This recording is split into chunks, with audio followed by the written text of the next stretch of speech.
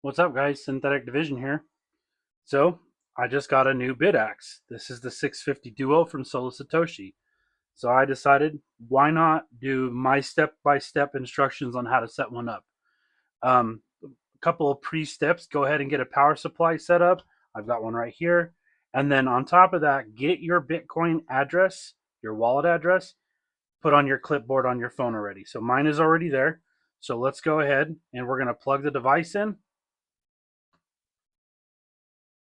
And what we're going to wait for is the SSID to come up. So I always give it a few seconds, let it get going. So right now it says no access point found, error, and it says Bitaxe and then a code. So let's go like this. I was listening to Bjork earlier. Let's go to my Wi-Fi and I'm going to look for the Bitaxe, the 1EDD. So we'll hit that. And this may take a couple of tries. Now on Android, it usually brings up a screen saying you need to sign in. So I'm going to hit OK.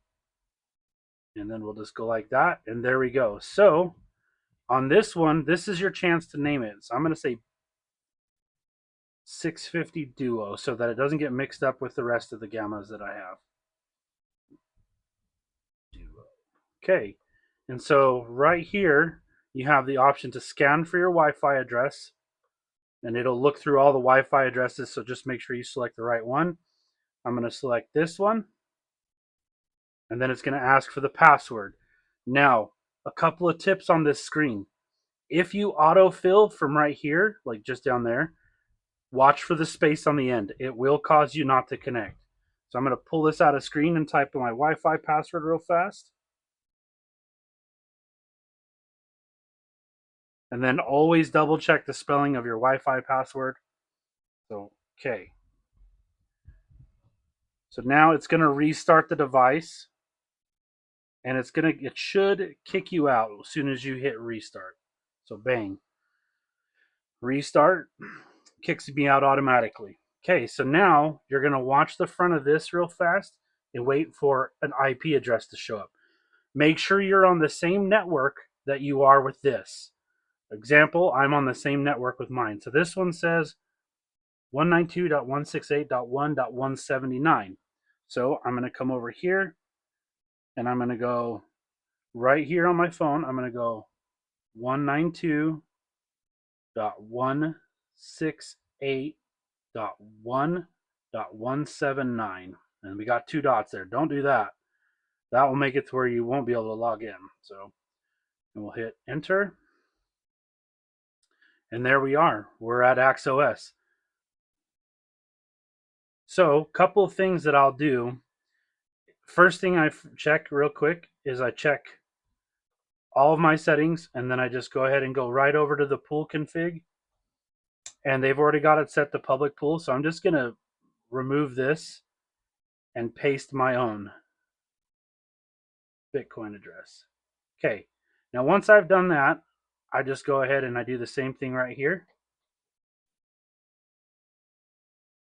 And then I hit save. And then click over here. As soon as these clear off the screen, little messages, then I'll hit restart.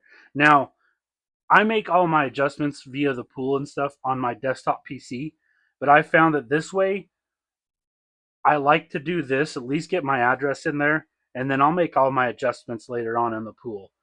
But the main thing is getting your address changed.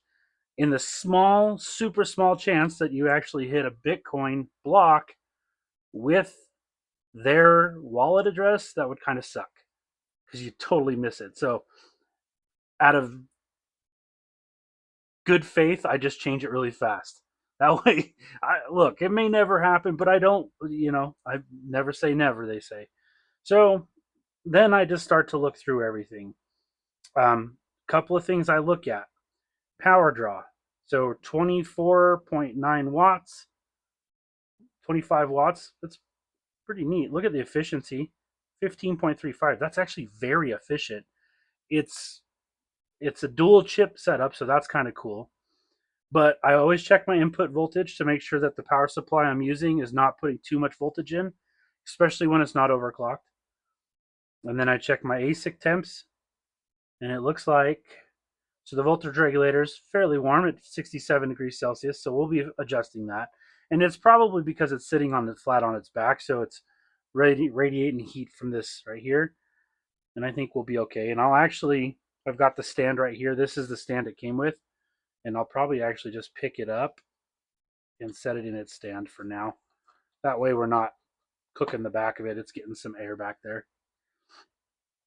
And this is what I do. I just go through. One of the things I'll do is I'll turn up the fan speed.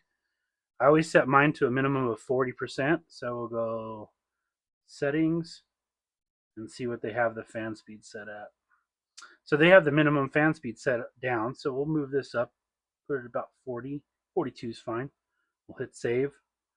And because we adjusted the fan speed, we'll have to reset it. Now, from my understanding on the Duo, currently, you shouldn't update it. Just leave it at its stock settings. This does have a heatsink on the voltage regulator front facing, like where it's located at inside there, so that's cool. And then yeah, really that's it. Just check your settings, check everything on there, make sure they look good. Go through it, go to your dashboard, and just watch your temperatures, make sure they're good. Watch your voltages, make sure they're good. And other than that, guys, that's really it. It's super simple to set up. A couple of key points here before I end. Watch the spaces on the back of autofills.